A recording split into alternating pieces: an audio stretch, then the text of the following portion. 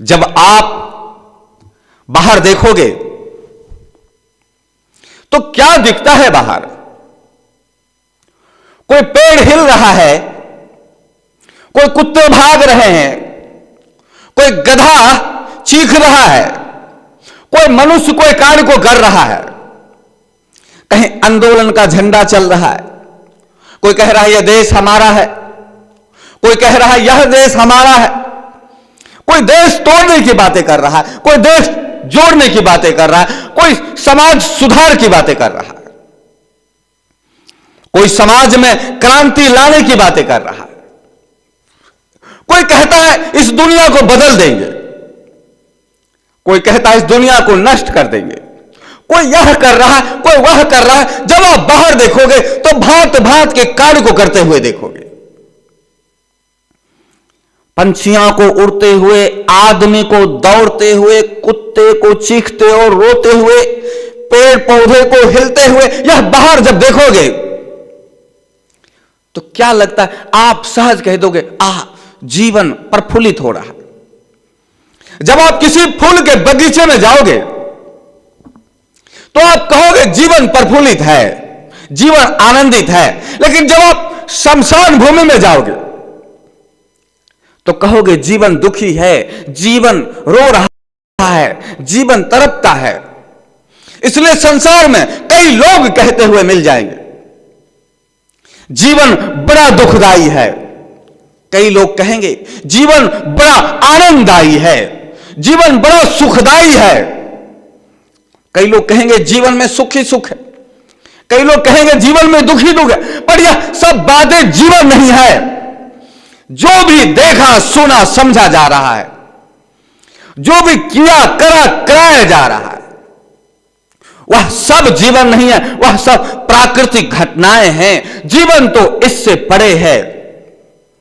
जीवन तो इस भाग दौड़ में, जीवन तो इस चकाचौंध में, जीवन तो प्रकृति के उत्पात में, जीवन तो गुप्त हो गया। जीवन का तो किसी को पता ही नहीं जीवन क्या है। जब रमन महर्षि तपस्या कर रहे थे, ध्यान कर रहे थे, तो घूमते घूमते आचार्य गणपति उनके पास पहुंचते हैं।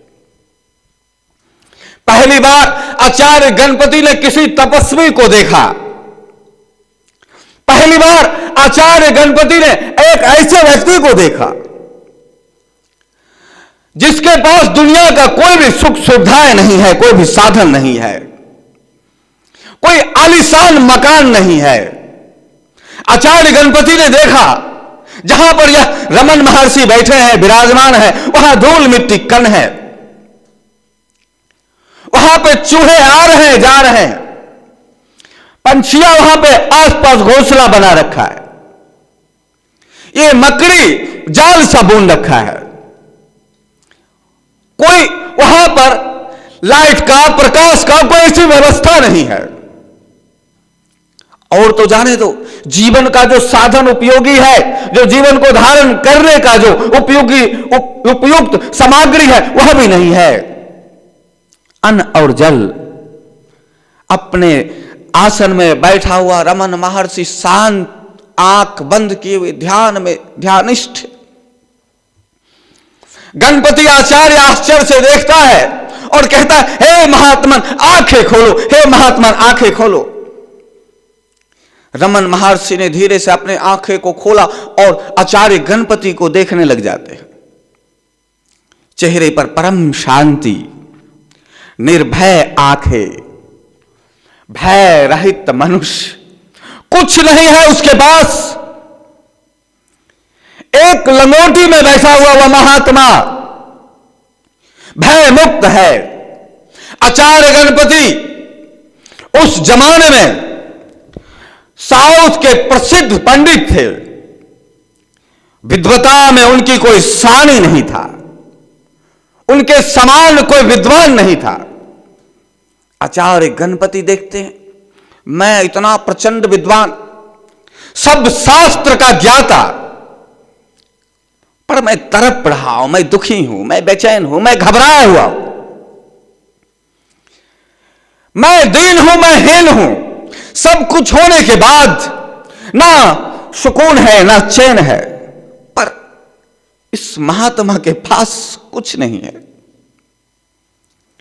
ना मकान है, ना शोहरत है, ना दौलत है, पर परम आनंद है, परम शांति है। रमन महर्षि गणपति आचार्य को देख रहे होते हैं और गणपति आचार्य जैसे ही रमन महर्षि के आंखें खुलता है तो गणपति आचार्य तपाक से बोल पड़ता है, कहीं यह फिर से आंखें बंद ना कर ले, कहीं यह फिर से ध्यान में ना चला जाए। इससे पहले कि महात्मा अपने आंखें बंद कर ले, प्रश्न पूछ लो, तपाक से प्रश्न पूछ लिया, तपस्या क्या है। जैसे ही प्रश्न को सुना रमन महर्षि गौर से देख रहे थे। गणपति आचार्य को 15 मिनट तक, लगभग 12-15 मिनट तक देखते रहे आचार्य गणपति को। 15 मिनट तक जब आप दौड़ रहे होते हो, भाग रहे होते हो, तो निस्संदेह समय का पता नहीं चलता है आपको। यानी समय का भी मापदंड एक अलग अलग होता है। जब आप जश्न मना रहे होते हो तो 24 का 24 घंटा, सातों का सातों दिन, महीने का 30 दिन घंटे के समान व्यतीत हो जाता है, बहुत फास्ट, पता ही नहीं चलेगा आप कब 25 साल के थे और आप कब 30 साल के हो गए। इस भाग दौड़ में आपका समय का सीमा का पता नहीं चलेगा, आप कब 30 साल के थे और कब आप 40 साल के हो गए। लेकिन जैसे दुख आपके जीवन में एंट्री मारता है तो एक रात निकलना मुश्किल हो जाता है, एक रात वर्ष के समान लगने लग जाता है। इसलिए समय का भी मापदंड अलग है। लेकिन ये जो 12 से 15 मिनट है, ये जो रमन महर्षि देख रहे हैं आचार्य गणपति को, यह कालातीत है। काल मतलब समय, समयातीत है। शब्द सा रुक गया आचार्य गणपति का, जो कभी मंत्रों में खोए रहते थे, कभी किताबों से घिरे रहते थे, कभी वेद पुराणों में खोए रहते थे, कभी जय जयकार के ध्वनि में बेहोश रहते थे, कहीं कहीं फूलों का माल, कहीं बधाई हो बधाई हो, आचार्य गणपति आए हैं, आचार्य गणपति आए हैं। ये जो भूल भुलैया के मेला में जो खोए थे, इसमें पता ही नहीं चलता था, ऊपर ऊपर ऊपर ऊपर चले जा रहे, ऊपर ऊपर बहे से जा रहे। लेकिन आज जब रमन महर्षि ने अपने आंखें को खोला और जैसे ही गणपति आचार्य ने प्रश्न किया तपस क्या है, तो जब गौर से देखने लगे आचार्य गणपति की आंखों को, 12 से 15 मिनट तक शांत भाव से, तल्लीन भाव से, कोई प्रश्न नहीं, कोई उत्तर नहीं, कोई जय जयकार नहीं, कोई मेरा तेरा नहीं, शून्य सा। कभी देखो बैठकर, कभी अपने विचारों को शांत करके देखो, कोई विचार नहीं आ रहा हो, आप शांत होकर बैठ सा गए हो, कोई आपके आसपास है ना है। आप एक बार शून्य की तरह देखो, आप थोड़ा बुद्ध की आंखों से देखो। जब बुद्ध कहते हैं संसार शून्य है, तो उस बुद्ध की आंखों से थोड़ा देखो। आप अपने आंखों को बुद्ध की आंखें बना सकते, सिर्फ देखो एक बार। इस भीड़ भरी संसार में, इस भाग दौड़ संसार में कभी एक बार शांत होकर देखो, सब कुछ खेल सा दिखेगा। कोई आ रहा है, कोई जा रहा है, कोई दौड़ रहा है, कोई आपाधापी कर रहा है, एक रंगमंच सा देखेगा। जब बुद्ध के आंखों से देखो, एक शून्य की दृष्टि से देखो। जब शून्य की दृष्टि से देखोगे इस संसार को, इन संसार के तमाम कार्यों को, तो फिर कुछ और दिखेगा। फिर वह नहीं दिखेगा संसार दुखी है, संसार सुखी है, उसके पास ज्यादा धन है, उसके पास कम धन है, वह गरीब है, वह अमीर है, वह चीख रहा है, वह चिल्ला रहा है, वह रो रहा है, वह देखो हंस रहा है, वह नाच रहा है, वह गा रहा है, यह नहीं दिखेगा। भेदाभेद तब दिखता है जब आप बेहोश रहते हो, भेदाभेद तब दिखता है जब आप ऊपर से जी रहे होते हो। लेकिन जरा बुद्ध की आंखों से देखो, सब कुछ वैसा ही हो रहा है। थोड़ा सा शांत हो जाओ, विचारों को शांत देखो तो एक स्वप्न सा दिखने लगेगा। कोई आया कोई गया, तत्क्षण परिवर्तन हो जाएगा। जिसे स्वप्न में देखते हो कि कोई आया कोई गया, तत्क्षण एक स्वप्न सा, एक छाया सा दिखने लग जाएगा। जब बुद्ध की आंखों से देखोगे, वहां शब्द नहीं रहेगा, आभास भर होगा। आंखें देख भर रही है, आप नहीं कुछ कर रहे हो, आंखें का काम है देखना। आंखें देख भर रही है, आपका कोई कार्य नहीं। तो जैसे रमन महर्षि ने गणपति आचार्य को देखा, गणपति आचार्य पहली बार आश्चर्यचकित हो। ऐसा सुकून उन्हें पहले कभी नहीं मिला था, मंत्र पढ़कर भी नहीं मिला था। जो अभी देख रहे हैं, अभी वह महसूस कर रहे हैं। आंखें पढ़ना क्या रमन महर्षि का, 15 मिनट रमन महर्षि का शांत होना क्या, 15 मिनट तक गणपति आचार्य को देखना क्या। उनकी व्याकुलता, उनकी चंचलता, उनकी विद्वता से पढ़े। शांत गणपति आचार्य बस एक टकटकी लगाकर रमन महर्षि को देखते भर रह गए और 15 मिनट के बाद बोलते हैं, यह जो प्रश्न मेरे से किया है, यह आवाज उठा कहां से? यह आवाज जहां से आ रहा है वही तपस है। पहली बार आश्चर्यचकित हो जाता है गणपति आचार्य। रमन महर्षि कहते हैं, मंत्र पढ़ा जाता है, जो मंत्र पढ़ा जा रहा है उस मंत्र का उच्चारण हो रहा है। वह मंत्र उठता कहां से है? जहां से मंत्र उठता है वही तपस है। मंत्र उठा, मंत्र उठा, शब्द उठा, संसार उठा। एक बच्चे का जन्म हुआ, कोई चीखा, कोई रोया, ये आता कहां से है? जहां इसका सेंटर है, जहां इसका मूल है, उस मूल को तो देखो, उस मूल को ढूंढो, उस मूल में जाओ, वही तपस है।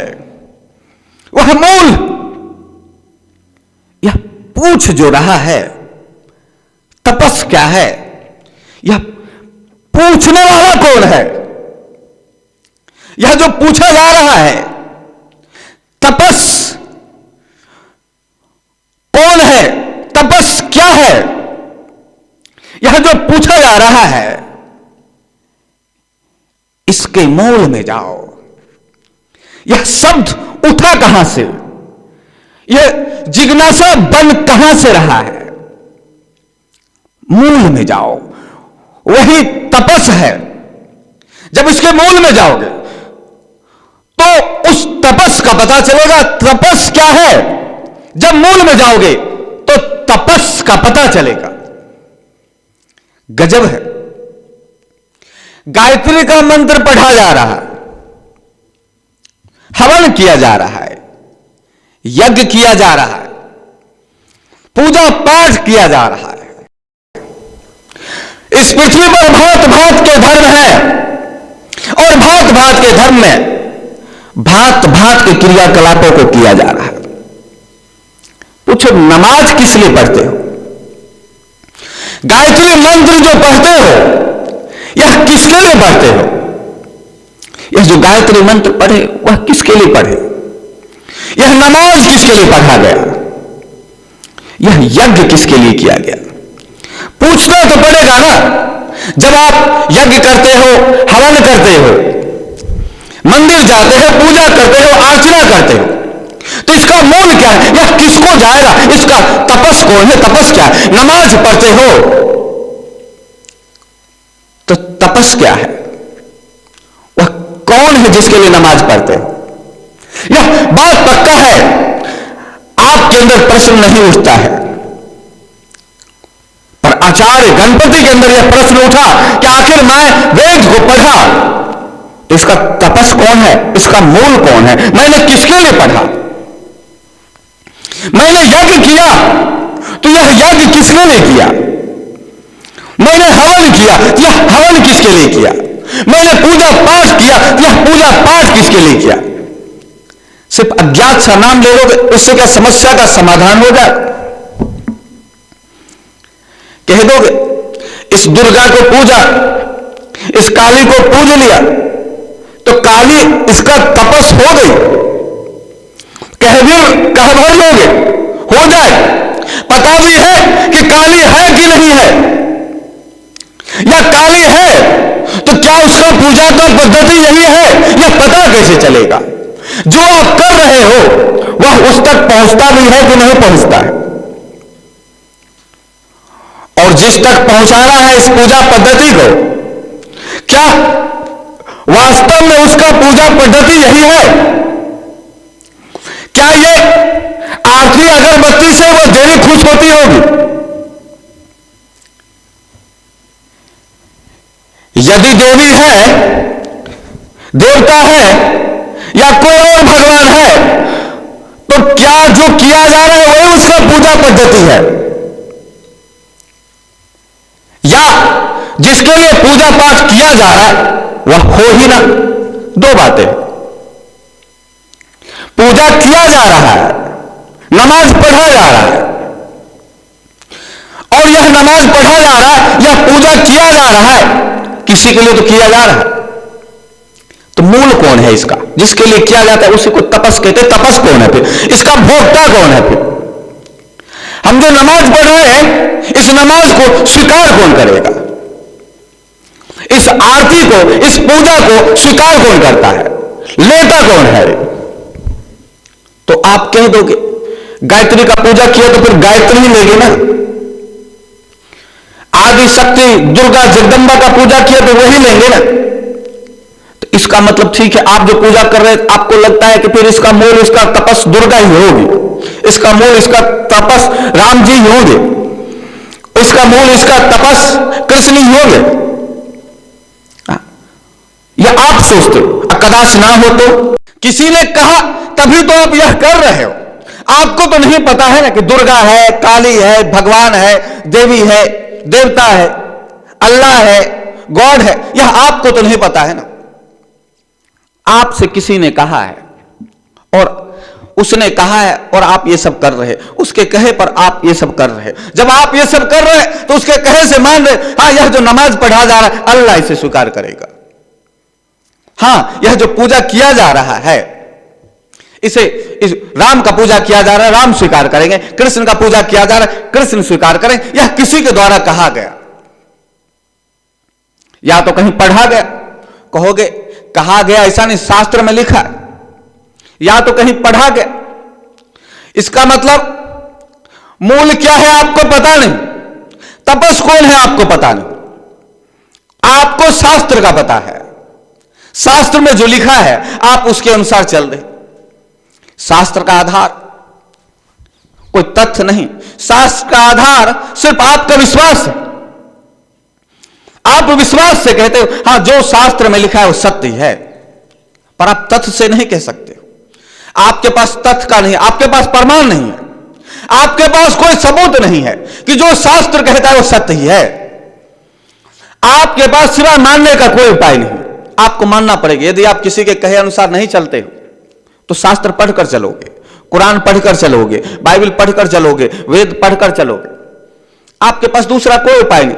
आपके पास कोई उपाय है तो सिर्फ विश्वास। विश्वास, यदि आप विश्वास कर लेते हो आप बीमार हो तो आप बीमार हो जाते, विश्वास कर लेते हो आप स्वस्थ हो तो आप स्वस्थ हो जाते। विश्वास कर लेते कि आपकी पत्नी पवित्र है तो चल रहा, अकल को पोल खुल जाता है कि आपकी पत्नी पवित्र नहीं है, तब लड़ाई झगड़ा होता। आपने विश्वास तो किया, नहीं मेरा बेटा ठीक था, मेरे बेटे पर कुछ भी ऐसा नहीं है, मेरा बेटा बिल्कुल कंप्लीट।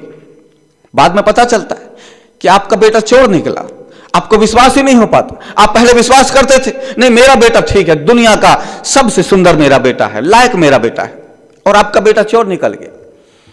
आप सोचते हो मेरा मित्र ठीक, आप उस पर विश्वास करते और वो आपको धोखा दे देता। विश्वास यानी विश्वास फरेब, यानी जब किसी पे विश्वास करते हो, पत्नी पे करो, पति पे करो, कहीं ना कहीं करो, तो 100% विश्वास आज तक किसका जायज गया? एक धर्म ग्रंथ और भगवान को हटा दो तो संसार पर भी आप विश्वास करते हो। कौन सा विश्वास आपका कंटिन्यू कायम रहा? यानी आपने बच्चे पर विश्वास किया, विश्वास टूटा। आपने पत्नी पर विश्वास किया, विश्वास टूटा। आपने पति पर विश्वास किया, विश्वास टूटा। आपने मां बाप पर विश्वास किया, विश्वास टूटा। आपने सरकार पर विश्वास किया, विश्वास टूटा। आपने महात्माओं पर विश्वास किया, वो भी टूटा। विश्वास जहां जहां किया विश्वास टूटा। लेकिन शास्त्र का विश्वास, क्योंकि शास्त्र बोलता नहीं, वो चुप, तथ्य नहीं है, प्रयोग ना किया जाए, कोई प्रमाण नहीं कि शास्त्र का विश्वास, यानी 10 आदमी कह रहे, यहां तोड़ने का कोई उपाय नहीं, या तो मानो या तो ना मानो, 2 ही ऑप्शन है आपके पास। मानो तो विश्वास ठीक, कहते नहीं, मानो तो गंगा मैया, ना मानो तो बहता पानी। मैया ओ गंगा मैया, मानो तो देव, नहीं तो पत्थर, मानो तो शास्त्र, नहीं तो कुछ नहीं। यानी मानना, और मानना का कोई आधार नहीं। मानो तो है धर्म ग्रंथ, ना मानो तो फिर कोई धर्म ग्रंथ नहीं। मानो तो पवित्र है, ना मानो तो। अब जल सामने को लोटा में भरा होगा और कह दे कोई, मानो तो जल है, ना मानो तो ना है जल, ऐसा कैसे होगा? हम जल को माने तो भी जल है, हम जल को ना माने तो भी जल है। अभी सीधी सी बात, ये जो दीवार है, ये जो पीछे, इसके पीछे जाकर मैं एक गुलाब का फूल रख दूं, या इसके पीछे जाकर कोई मैं चाकू रख दूं, या इसके पीछे जाकर गांधी जी का 2000 का नोट रख दूं पीछे, और आपसे कहूं कि विश्वास करो, पीछे 2000 का नोट है, विश्वास करो, विश्वास करो मेरी बातों का, पीछे 2000 का नोट रख रखो। आपने नोट तो देखा नहीं ना,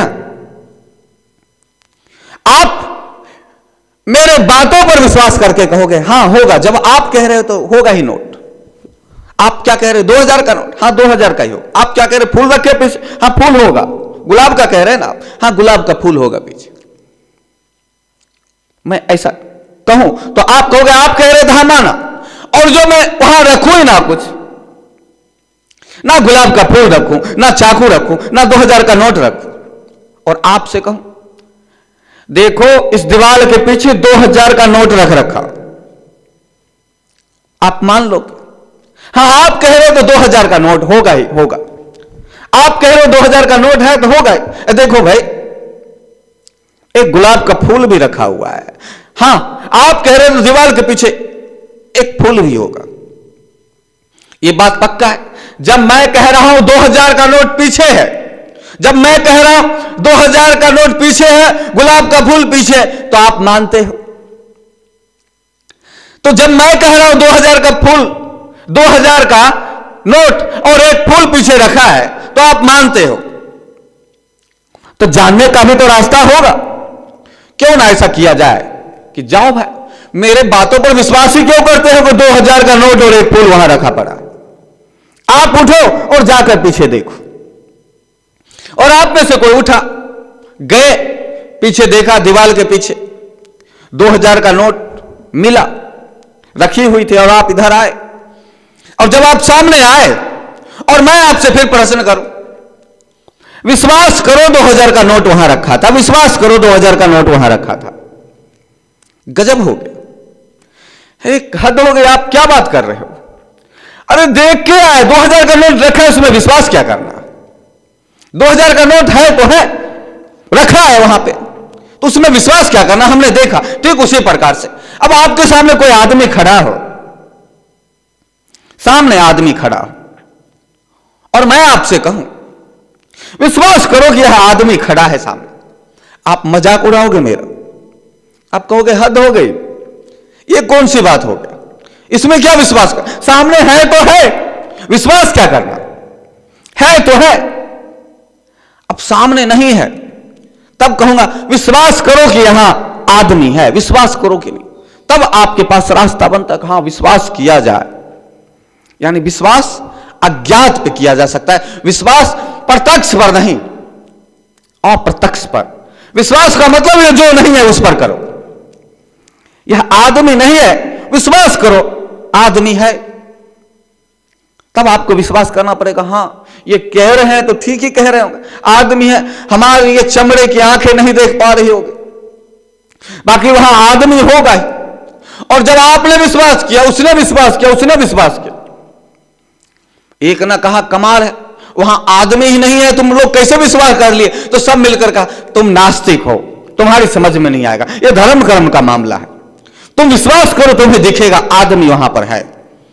अब वह नास्तिक भी दिखा, विश्वास करे तो आस्तिक बन जाए, विश्वास ना करे तो नास्तिक हो जाए, और आप सब मिलकर उसे पत्थर मार मार के मार दोगे, भाई तू विश्वास क्यों नहीं करता, यहां आदमी है, कहा है तो है। उसी प्रकार से कहने वाले चले गए, अब उनकी लिखी हुई वाणी रह गई किताब में, उस वाणी के द्वारा विश्वास करो कि शास्त्र जो कहता है ठीक कहता है, आपके पास मानने को छोड़कर दूसरा कोई उपाय नहीं, आप विश्वास करो कि है। कुछ ऐसे होंगे कि विश्वास नहीं करेंगे, विश्वास नहीं करेंगे, फिर आप लोग उसके खिलाफ झंडा खड़ा कर लोगे, अरे हद हो गई, तू नास्तिक है क्या, अरे तुझे धर्म कर्म का पता नहीं क्या, अरे विश्वास करो कि जो ये शास्त्र कह रहा है वो ठीक, विश्वास करो, विश्वास से सब कुछ है, विश्वास में ही सब कुछ है, विश्वास नहीं तो कुछ नहीं। इसलिए सिवाय आपके पास विश्वास का और कुछ नहीं है। इसलिए जब आप नमाज पढ़ते हो, जब आप पूजा पद्धति को करते हो, जब यज्ञ हवन करते हो, तो सिर्फ विश्वास करते हो। किस बातों पर? किसी ने कहा है उनकी बातों पर। कौन से बातों पर? जो किताबों में लिखा है उनकी बातों पर। और जो आपका विश्वास ना हो तो आप नास्तिक हो। आप सोचो कि आप जब पूजा कर रहे हो तो आप कहते विश्वास करो तो देवी है, और सोचो देवी हो ही, देवी हो ही, आप विश्वास करोगे तो देवी होगी, और आप विश्वास ना करोगे तो देवी नहीं होगी। आप मेरे पे विश्वास करोगे तो मैं हूं, और आप विश्वास नहीं करोगे तो मैं नहीं हूं। आप ना करो विश्वास तो भी मैं हूं, आप ना करो विश्वास मैं हूं, मेरे देखो ये नाक है, ये आंखें हैं, ये देखो मुंह है, सब है, ये हाथ है, सब, ना करो विश्वास तो भी मैं हूं।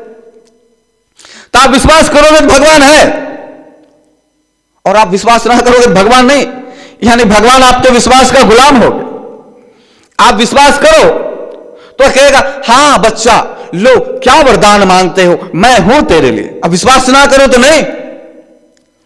और आपका विश्वास का क्या भरोसा, आपके वचन का भरोसा नहीं, आपके बातों का भरोसा नहीं। अभी कुछ कह रहे, कल कुछ कह रहे, वहां कुछ बोला, यहां कुछ बोला, सुबह कुछ सोचे, दोपहर कुछ किए, अभी कुछ है, कल कुछ है, आपका तो कुछ ठिकाना नहीं है। तो फिर आपका विश्वास का क्या ठिकाना? आपने विश्वास किया तो हां मैं अल्लाह हूं, हां मैं राम हूं, हां मैं कृष्ण हूं।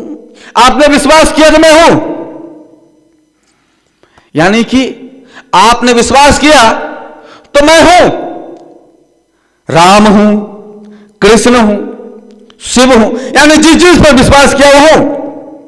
और आपने जैसे विश्वास छूटा तो फिर मैं नहीं हूं, मैं अल्लाह नहीं हूं, मैं गॉड नहीं हूं, मैं जीसस नहीं हूं, मैं शास्त्र नहीं हूं, मैं देवी नहीं हूं, मैं देवता नहीं हूं। आपने विश्वास नहीं किया, मैं खत्म।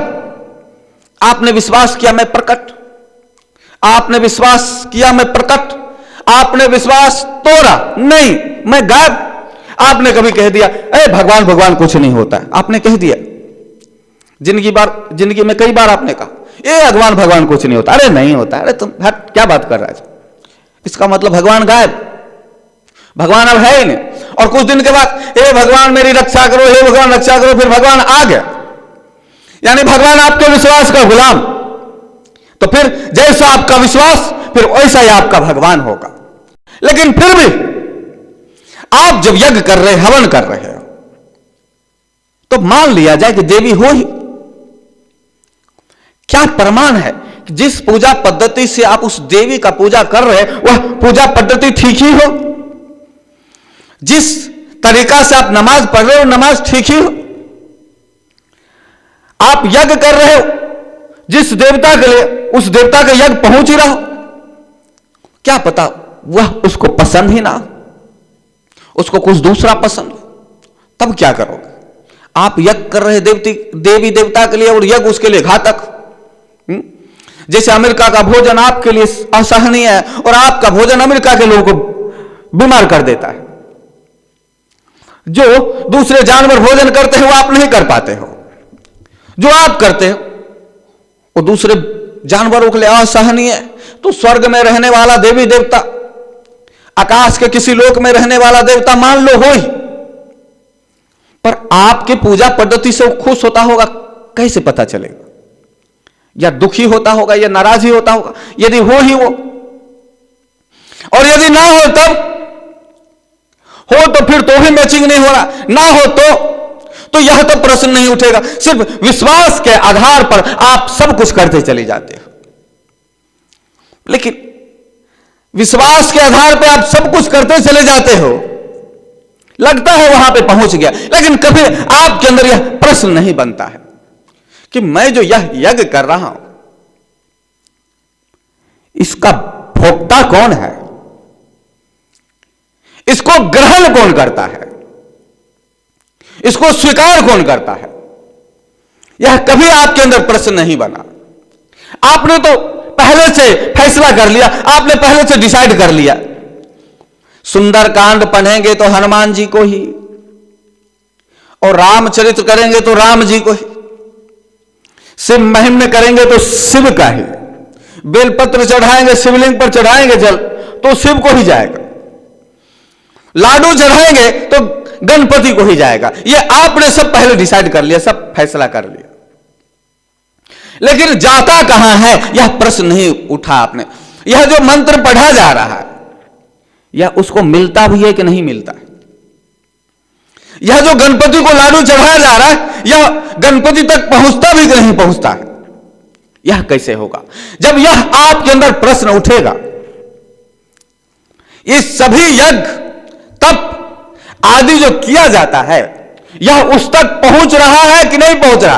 और यदि वह पहुंच रहा है उस तक, यह जो नमाज पढ़ी जा रही है उसके लिए, तो वह कौन है? तपस कौन है? तपस है कौन? नमाज पढ़ा इसको स्वीकार कौन कर रहा है? आरती की है कौन इसका भोक्ता? उस तक मिल भी रहा है कि नहीं मिल रहा है? हवन किया, यज्ञ किया, उस तक गया भी कि नहीं गया? यह तो कभी प्रश्न नहीं उठता, सिर्फ विश्वासों में रह जाते। लेकिन आचार्य गणपति के अंदर यह प्रश्न बना। बहुत बड़ा आचार्य, बड़े बड़े यज्ञ किए, बड़े बड़े दक्षिणा वाला यज्ञ किए, हाथी घोड़े तक दान किया और दान लिया।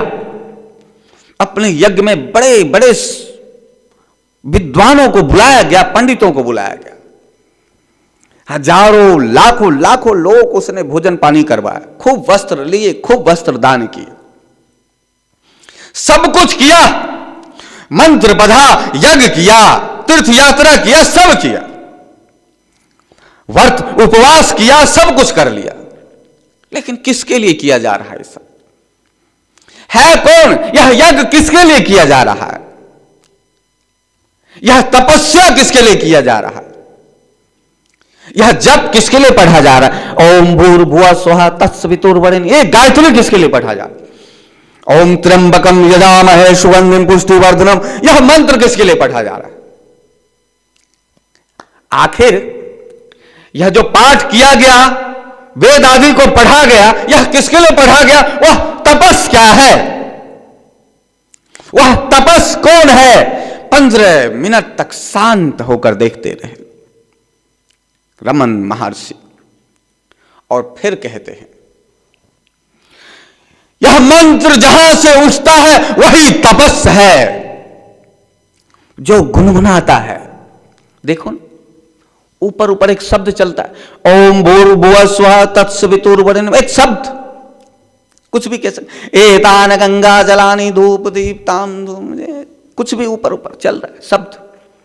किताब का मंत्र, गीता का मंत्र, पुराण का मंत्र, वेद का मंत्र, सब ये ऊपर ऊपर, ये सब दिमाग में सेट किया गया। पहले के जमाने में ऐसा कुछ नहीं था, रिकॉर्डिंग आदि का तो यहां सेट कर लिया जाता था, यहां याद, अब रिकॉर्डिंग कर लेता है। यानी वेद के मंत्रों को रिकॉर्डिंग कर लो, फिर वो बोलता रहेगा मशीन। हनुमान चालीसा को रिकॉर्डिंग कर लो, फिर मशीन से सुनते रहो, ऑडियो से सुनते रहो, बराबर आएगा। फिर कहोगे ऑडियो मंत्र का जाप कर रहा है, कभी किसी मंदिर में जाओगे तो देखो छोटा सा लगा रहता है वहां पे, और 24 घंटा अखंड बोलता रहता है, ओम भूर्भुवः स्वः तत्सवितुर्वरेण्यं भर्गो देवस्य धीमहि धियो यो न प्रचोदयात्, ओम भूर्भुवः स्वः तत्सवितुर्वरेण्यं, 24 घंटा बोलता रहता। यानी उस मशीन को मोक्ष हो जाएगा, यानी ये बात पक्का हो गया, उस मशीन को ज्ञान हो जाएगा। ठीक उसी प्रकार से वो एक बाहर का एक फार्मूला है कि बाहर रिकॉर्डिंग कर लिया गया, लेकिन एक फार्मूला यहां है, ये ब्रेन में भी रिकॉर्डिंग होता है, यहां याद किया जाता है। याद कर लिया, फिर बोलते रहे, याद किया ऊपर ऊपर, किताब के शब्दों को अक्षरशः उसी प्रकार से याद कर लिया और इस ब्रेन में स्टोर कर लिया। पहले देख कर पढ़ते थे, अब बिना देखे पढ़ रहे, अब देखने की जरूरत नहीं, पढ़े जा रहे, बोले जा रहे हैं पूरे वेद का मंत्रों को, गीता के मंत्रों को। गीता के 700 श्लोक कई मिल जाएंगे, पूरे 700 के 700 श्लोक गीता का याद है, बोले जा रहे। कोई गीता के श्लोक को पढ़ रहा है, धर्म क्षेत्रे कुरुक्षेत्रे संवेता योत्सव मामका पांडवस्यैव किम कुर्वत् संजय, कोई याद कर लिया, बोलते चले जा रहे। कोई पढ़ के बोलेगा, धर्म क्षेत्रे कुरुक्षेत्रे संवेता युयुत्सव, पढ़ के बोलेगा, याद कर। यानी ऊपर ऊपर से बोला जा रहा है, ऊपर ऊपर से बहा जा रहा है, ऊपर ऊपर से सुना जा रहा है, ऊपर ऊपर से सब हो रहा है, सब ऊपर ऊपर से चल रहा है, ऊपर ऊपर से कर लिया। तो जब ऊपर ऊपर से चल रहा है, ऊपर ऊपर से मशीन भी बोल रहा है, मशीन में 24 घंटा पूरा गीता का 700 के 700 श्लोक और अखंड जाप, जब तक लाइट रहेगी तब तक तो मशीन चुप नहीं होगा, पूरे के पूरे 700 श्लोक को रिपीट करता रहेगा, पुनः पुनः पुनः पुनः 18 के 18 अध्याय को पूरा पाठ कर लेगा, पूरा का पूरा खत्म कर लेगा।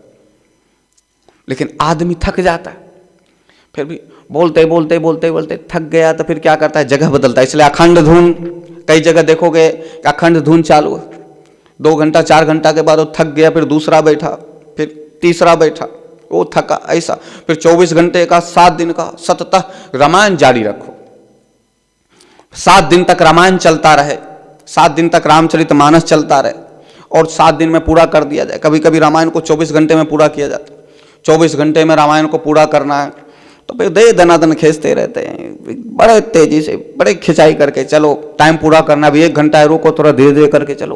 ऊपर मशीन, ऊपर ऊपर से मशीन चल रहा है, मशीन की तरह बोला जा रहा है, ऐसा करके। तो वहां पे आचार्य गणपति कहते हैं, तरीका कोई भी हो, किसी भी तरीके से यह यज्ञ जो किया गया, जो यज्ञ मैं करता हूं, जो मैं तप करता हूं, जो मैं तीर्थ यात्रा करता हूं, जो मैंने व्रत उपवास किया, आखिर उसका तपस्या कौन है, मूल कौन है, उसका मूल क्या है इसका? ये बड़ा गजब है। एक प्रचंड विद्वान, शास्त्र का ज्ञाता, भाई पढ़ लेना तपस्या क्या है, देखना वहां पे क्या, ये क्या जो 14 साल 15 साल की उम्र में जो घर बार छोड़ दिया हो, गुफाओं में गया, वो कौन सा पढ़ा लिखा होगा, उसको क्या पता होगा तुम्हारे शास्त्र का, तुम्हारे ज्ञान का, इसका तो उसको कुछ पता नहीं होगा। और फिर आप लोग तब तक मानते नहीं इस बात को जब तक शास्त्र में लिखा ना, इसलिए ये मौका मिल जाता है, क्योंकि शास्त्र प्रमाण तो फिर पाखंड भी प्रमाण, उधर शास्त्र में लिखा है पाखंडी पैदा हो जाते, सीधे आ जाते हैं वहां पे। हाँ देखो ये बात शास्त्र में लिखा है, शास्त्र में लिखा है कि आपको साधु संतों की सेवा करना है, शास्त्र में लिखा है। तो बेशक वो साधु संत ना हो, आपको सेवा करना पड़ेगा, शास्त्र में लिखा। लेकिन प्रैक्टिकल में तो जो साधु संत होगा उसकी सेवा करोगे ना, जो हो ही नहीं उसकी कैसे सेवा करोगे। लेकिन भाई मजबूरी है, चाहे लुच्चा लफंदर हो, छेड़खानी करने वाला पंडित ही हो, आपके घर में वो पूजा पाठ करा के आ जाएगा, लफंदर ही है, लेकिन तो भी आपको करना पड़ेगा, क्योंकि शास्त्र में लिखा है ब्राह्मणों को पूजो। आपको चरित्र पे नहीं जाना है, आपको उसके गुण धर्म पे नहीं जाना है, आपको इंसानियत पे नहीं जाना है, शास्त्र में लिखा है। और जब शास्त्र में लिखा है तो फिर वही काम करना पड़ेगा। इसलिए शास्त्र से आप किसी महात्मा को मानते, आप हिंदू हो तो फकीर को जल्दी नहीं मानोगे, आप मुसलमान हो तो हिंदू के सन्यासी को नहीं मानोगे। क्यों? कुरान में हिंदू के सन्यासी के विषय में नहीं लिखा है, और आपके शास्त्र में मुसलमान के फकीर के विषय में नहीं लिखा है। इसलिए फिर कहोगे नहीं ये तो मेरा संत है, वो तो उसका है। इसलिए कभी कभी किसी घर पे कोई भगवाधारी पहुंच जाए हिंदू के घर, तो हिंदू उसका स्वागत कर लेता है, और वही भगवा कभी पहुंच जाए किसी मुसलमान के घर, तो फिर बोलता है कि नहीं नहीं ये तो नहीं, ये तो आपका अलग है, आप उधर जाओ, वहां देखो एक बस्ती है, घर है हिंदू का। यानी जो शास्त्र में उसके लिखा है उस अनुसार चल रहा है, जो किताब में लिखा। तो जब किताब को पढ़ ही लिया, सब कुछ किताब में ही है, तो तपस को भी देख लो। फिर महात्मा के पास आने की क्या जरूरत, फिर ज्ञानी के पास जाने की क्या जरूरत। तपस क्या है होगा लिखा कहां पे, देख लो, वहां पे होगा। जहां पे यज्ञ लिखा है, हवन लिखा है, तपस भी लिखा। और कृष्ण कहते हैं भोक्तायम यज्ञ तपसा सर्वलोक महेश्वरम। इस सारे लोकों में जितना भोग है सब मैं ही भोगने वाला, सब भोगता है, मैं भोग कर रहा हूं, सभी भोगों को भोगने वाला, ऐसा करके। तो कई तो है। अब वही जब शिव पुराण में जाओगे तो फिर शिव के विषय, देवी पुराण में जाओगे तो देवी के विषय, गणपति के पुराण में जाओगे तो गणपति के विषय, हिंदू के वेद में जाओगे तो ब्रह्मा विष्णु महेश, कुरान में जाओगे तो अल्लाह, बाइबल में जाओगे तो फिर मूल कौन है। बड़ा गजब है। आज आपका जन्म इधर हुआ, हिंदू में हुआ, तो कहोगे मूल विष्णु है, और अगला जन्म यदि मुसलमान के तरफ हो गया तो जो मंदिर यहां आपने बनाया अपने हाथों से तोड़ोगे। नहीं, हम बुद्ध पूजा को नहीं मानते, हमें ये मंदिर नहीं मानते, हम मस्जिद को मानते। वहां आपसे पूछा जाएगा मूल कौन है, अल्लाह ताला, मूल अल्लाह है। अब फिर अगला जन्म कहीं हो गया उधर ईसाइयों में, तो फिर बोलोगे नहीं नहीं गॉड जीसस उसके पुत्र है, वहां पे जाओ। यानी वही बात है, मूल आपको पता नहीं, किताब की आपको पता है, शास्त्र का आपको पता है, क्योंकि मूल के लिए खोजे नहीं ना। मोहम्मद साहब ने तपस्या करके सत्य को देखा, पर किसी और मुसलमान ने तपस्या करके सत्य को नहीं देखा ना। मोहम्मद साहब हीरा गुफा में 40 वर्षों तक ध्यान करते रहे, हाँ, तपस्या करते रहे। दूसरा मुसलमान देखने का कोशिश भी नहीं किया। ऐसा क्या मोहम्मद को मिला जो आपको नहीं मिल रहा है? फिर एक रास्ता है, आप कहोगे आप दीन हो, दुखी हो, दरिद्र हो, आप कुछ ऐसा नहीं कर सकते हो, वो मोहम्मद साहब ही कर सकते। यानी आप पापी हो, वो पुण्यात्मा है, इसलिए पुण्यात्मा ही वो कर सकता है। तो फिर आप पापी हो तो आपके पास क्या उपाय? तो जो लिखा है वही उपाय, उस लिखे हुए उपाय से आप चलते। तो जो ऋषि मुनियों ने उस तत्व को जाना, कोई भी प्रमाण नहीं। जितना ऋषि मुनि है वो हिमालय में गए, मंदिर में नहीं गए, कंदराओं में गए, गुफाओं में गए, कोई यज्ञ हवन नहीं किया। और जिसने यज्ञ हवन किया वो पंडित, वो ऋषि नहीं थे, उनको ऋषि कहा गया। कहां? इस ऋषि ने यज्ञ किया, इस ऋषि ने हवन किया। लेकिन क्या उस यज्ञ से ज्ञान की प्राप्ति हुआ? विश्वामित्र के विषय में भी कहा जाता है यज्ञ करते थे विश्वामित्र, लेकिन विश्वामित्र यज्ञ तो करते थे ठीक, लेकिन वो तपस्या जो करते थे वहां तो कोई यज्ञ नहीं करते थे, वहां तो ध्यान में बैठे रहते थे। वहां तो कोई यज्ञ का कुंड नहीं, कोई गंगा का जल नहीं, कोई हरिद्वार का तीर्थ नहीं, वहां तो कुछ नहीं। उस तप बल का ज्यादा शक्ति दिखाया गया।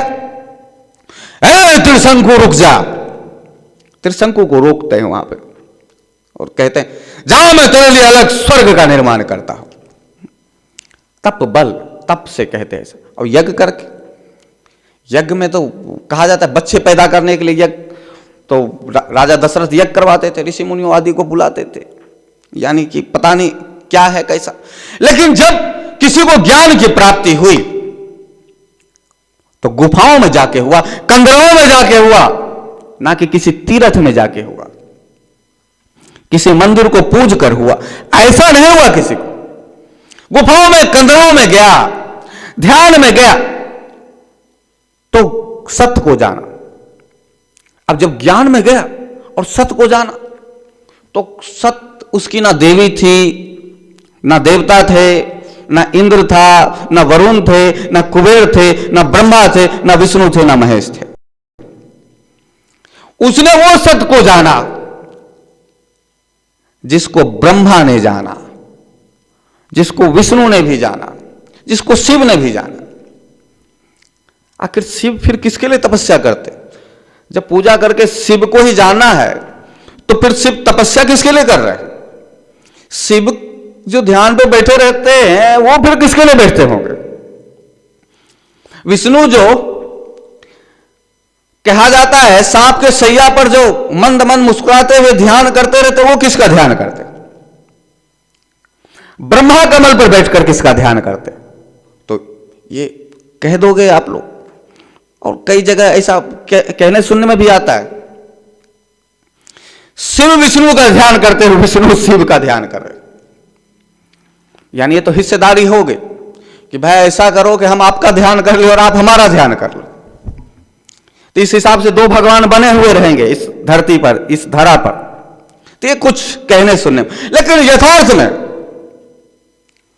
शिव को हिमालय जाने की जरूरत क्या पड़ी? शिव को कैलाश जाने की जरूरत क्यों पड़ी? शिव को आश्रम में बैठकर योगियों की तरह ध्यान करने की जरूरत क्यों पड़ी? तपस क्या है, उस तपस के लिए शिव ध्यान कर रहे। तपस क्या है, उस तपस के लिए ब्रह्मा ध्यान कर रहा है। तपस क्या है, उस तपस के लिए विष्णु ध्यान कर रहा है। उस तपस के लिए कि वो तपस क्या है, उस तपस के लिए ध्यान किया जा रहा है। अब इस सीधी बात कि जब यज्ञ किया निष्काम ही सही, कभी कभी कहा जाता है कि भाई सकाम होके यज्ञ ना करो, सकाम होके सकाम भाव से जो है सो पूजा ना करो, सकाम भाव से तीर्थ यात्रा ना करो, सकाम भाव से हरिद्वार ऋषिकेश ना जाओ, निष्काम भाव से जाओ। यानी आचार्य गणपति कह सकते हैं, हाँ गुरुदेव मैं निष्काम भाव से यज्ञ किया, मेरा कोई स्वार्थ नहीं था, मुझे कोई बच्चे नहीं चाहिए थे, मुझे कोई अश्वमेध यज्ञ नहीं करना था जिससे चारों तरफ जो है हमारी जय जयकारा हो। मैंने यज्ञ तो कराया पर निष्काम भाव से कराया, मेरा कुछ उसमें स्वार्थ नहीं था। चलो, तो जब मेरा स्वार्थ नहीं था तो ये प्राप्ति किसको होगा? वह कौन है? वह तपस क्या है? वह तपस कौन है? जब निष्काम भाव से ही किया। अब प्रश्न ठीक कि जब निष्काम भाव से किया तो मूल कौन? लेकिन प्रश्न तब भी बनना चाहिए जब सकाम भाव से किया। आपको बच्चे ही चाहिए, आपने यज्ञ किया तो ठीक है, बच्चे ही चाहिए, तो यानी बच्चे मतलब सकाम। लेकिन यज्ञ तो किसी के लिए किया ना, तो जिसके लिए यज्ञ किया वह उसको मिल रहा है कि नहीं मिल रहा? और जिसको मिल रहा है वह कौन है? यह प्रश्न तो बनना चाहिए कि ऐसा तो नहीं कुछ लकड़ी जलाए, कुछ घी उसमें डाले, कुछ स्वाहा स्वाहा स्वाहा स्वाहा कुछ किए, पीला धोती पहने, सब कुछ किया, दक्षिणा दिया और बाद में घर पे जाकर सो गए और फिर वहां वो हो गया, कहानी खत्म। कहीं ऐसा तो नहीं कि सब वो गुड्डा गुड़िया का खेल बन के ही रह जाए, कुछ हो भी नहीं और सब कहानी हो गई। यदि सकाम भाव से भी यज्ञ किए हो, सकाम भाव से भी पूजा किए हो, सकाम भाव से भी यदि तीर्थ यात्रा किए हो, तो इसका मूल कौन है? ये प्राप्ति कौन करता है? ये कौन है? कहते हो शिव को। शिव कौन है फिर? यदि शिव ही तो चलो शिव कौन है? कौन? कहां रहता है? क्या है वो? कैसा है? कौन है? ये जो फोटो में देखता है वैसा है? ये पत्थर का मूर्ति जो ढांचा बना के बनाया क्या वैसा है? कौन है फिर? हमारी सारी पूजा पद्धति, हमारी सभी धर्म का क्रियाकलाप जो मैं करता हूं, वह कौन है? मूल कौन है? तपस क्या है? आचार्य गणपति जैसे पूछते हैं तपस क्या है, मुस्कुराते हुए कहते हैं, जहां से यह मंत्र निकलता है, उठता है, वह तपस है। जहां से यह शब्द उठ रहा है, वह तपस है। जहां से तुम्हारा सोच अंगड़ाई ले रही है, वह तपस है। जब तुम रोते हो तो रोने का भाव जहां से उत्पन्न होता है, वह तपस है। जब तुम हंसते हो तो उस हंसने का भाव जो उत्पन्न होता है, वह तपस है। जब तुम क्रोध करते हो तो क्रोध जहां से उठता है, वह तपस है। जब तुम काम में उतरते हो, वह काम जहां से उत्पन्न होता है, वह तपस है। जब तुम लड़ते हो, झगड़ते हो, ये लड़ने झगड़ने का जो केंद्र बिंदु है, वह तपस है। जब तुम जागते हो, जागने के सेंटर, वह तपस है। जब तुम सोते हो, कहां से सोते हो तुम जरा देखो, वह तपस है। जब तुम्हें क्रोध आ रहा हो तो तुम देखो उस बिंदु को, यह क्रोध कहां से आ रहा है, वह तपस है। तुम बोल रहे हो, शब्द उठ रहा है, वह तपस है। इसलिए यह कौन बोल रहा है? जो बोल रहा है उसके मूल पर जाओ, वह तपस है। मैं जो बोल रहा हूं, यह सुन कौन रहा है? जो सुन रहा है वह तपस है। कौन देख रहा है? इन आंखों के पीछे, जो इन आंखों के पीछे देख रहा है, उसके मूल में जाओ, तुम्हें तपस मिल जाएगा। इसलिए तपस वह है, तपस वह मूल है।